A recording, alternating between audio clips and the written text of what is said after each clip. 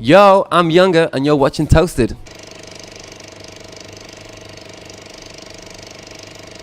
Cheers. Yeah, right on, right on, right on. Enjoying your beer here in Amsterdam. I am. It's delicious. The first one in Amsterdam, and it's bloody delicious. You deserved it, I guess, right? Yeah, man, we've been traveling. Last night we got 2 bags stolen out the van. Yeah, my girlfriend got a passport stolen, laptop. The tech got his laptop stolen and his passport. So Where was that? Berlin, or? that was in Paris last night. Crazy. I hate it. I hate people like that do that shit. It's terrible. So how did it come? I mean, you were playing the gig and the bags are in... So we were loading. We were all after the show. We were loading in at the back of the venue. Well, it was actually on the side street, and someone just must have opened up that side door, taking a moment where they saw that someone wasn't looking out the back. I know, crazy. So we've been on the phone to the embassy today, insurance.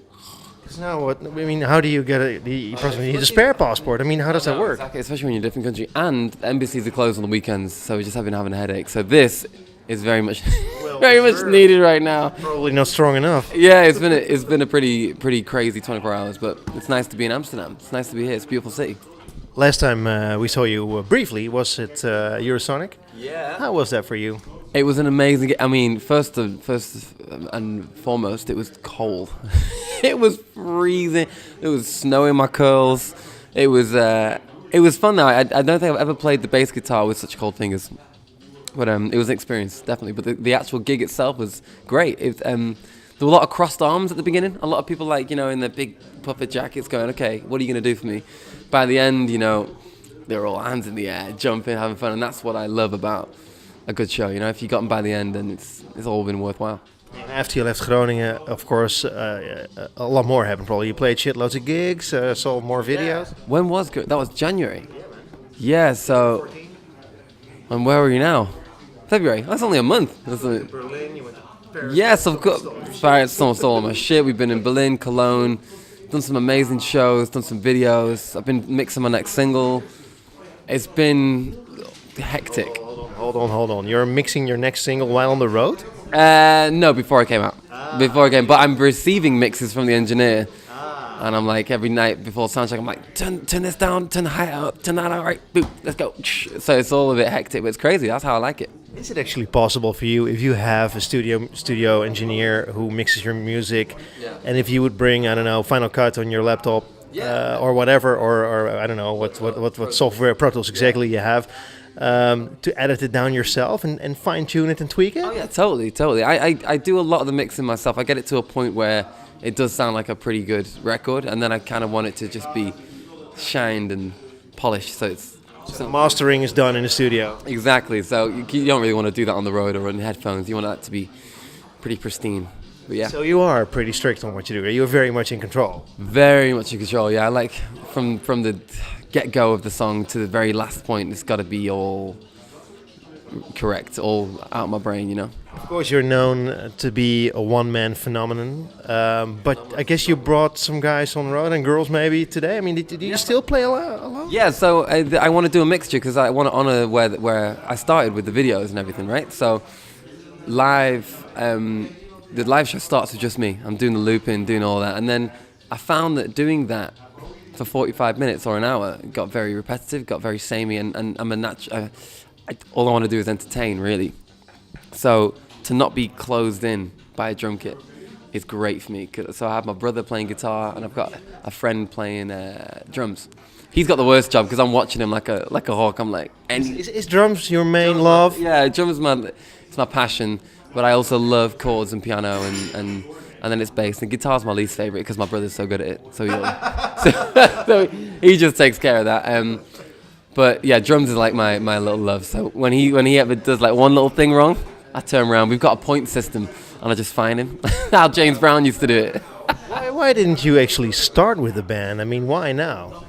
I've been in bands all my life. Like me and my brother started in a band. So tour. I mean, I saw all these videos of you alone. I mean, a lot of live gigs by yourself. Yeah, a lot. I do still do live shows. Like I was in Miami 5 days ago. I did a show for Grey Goose and Kitsune, and we did a rooftop party for Soho House.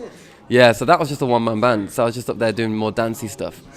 But when I want to showcase some of my more original music, my new songs, I have to bring the band on to kind of ease up the pressure from me so I can focus on the song. You did other rooftop parties. I saw a video of you on YouTube on Ibiza, which is beautiful. It was crazy. We did a drone, didn't we? Went all across. I mean, I don't think I've ever looked at so many naked women whilst playing the drums. Maybe you should play on the red light district. Bit of a different vibe. Bit of a different vibe. No, it was wicked. It was a wicked show. A cover of a Daft Punk song you played there, and then it struck me that... One more time, is it? Yeah, one more time. I think I'll be doing that tonight, actually. And then it struck me that it's so easy for you to produce that sound live. That's incredible, man. Yeah, I don't really know where I guess it's just... You make it look so easy.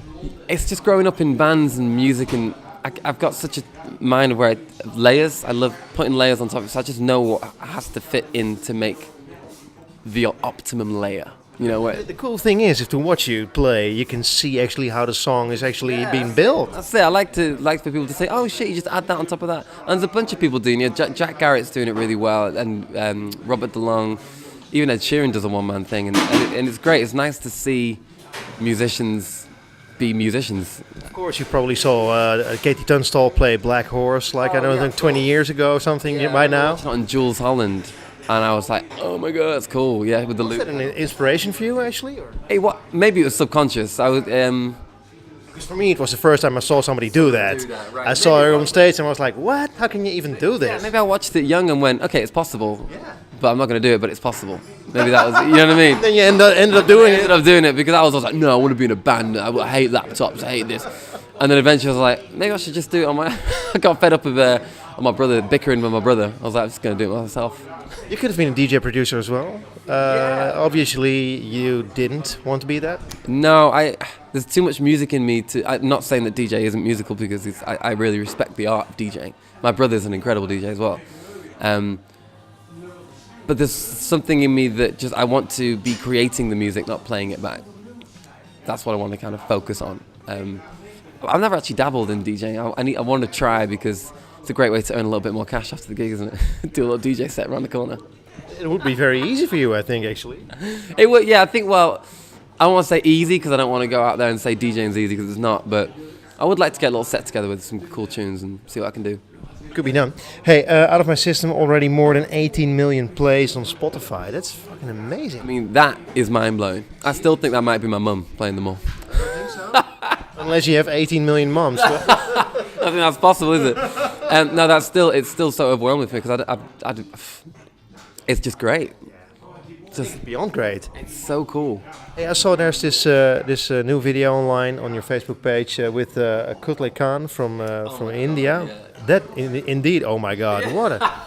That was one of the most mind-blowing days. I've never seen instruments be played like that. I've never seen such musicianship out of people. Like, it was a whole different league. Like, I feel like they are born learning that instrument. And the things, and also I was super hungover. I had the night before was this show. We played at a show called Echoes of Earth in India. And we got super crazy drunk on tequila and mezcal and all this crazy shit. So the next day, this guy comes in, really bad English as well, so it's a big language barrier. I'm playing my chords. I'm like playing 4 chords, and he's like, wah, wah, and I'm like, my brain was like. So imagine that note, that powerful note coming out of you when you're hungover. Yeah, I was like, ah. I wasn't even hungover, and I was kind of like, whoa. Yeah, it takes you back, doesn't it, that first note? But it was honestly, it was one of the most inspiring things I've done so far. And what a great combination! Because I mean, when the song starts, you go like, whoa, these guys are probably into rhythms that nobody ever even heard about. It took me so long to learn. So the end rhythm, it goes and that simple rhythm just fucked with the way I thought of rhythms. So it took me a while to kind of get that rhythm down, and it was just really nice to be pushed and edged into ways that I don't usually go. And I just think that's really important as an artist and as a creator to keep pushing you, putting yourselves in weird places, opening up something in your brain that hasn't been opened up before. Still no album? Why? Because I don't think there's a need for that right now, for me. Not for you, for me. Yeah, but I don't feel the urgency. I feel the urgency. I do feel the urgency. I feel the urgency for more songs. I want to have an album. I want 12 songs. I want vinyl. I want to listen to it for like 60 minutes. You want the whole shebang. You want the whole thing. Well, I'll tell you what. Come on, isn't that fair enough? I mean, you write great songs, so we're entitled to more. It's true. I mean, you put it like that, you make me feel guilty now. You should.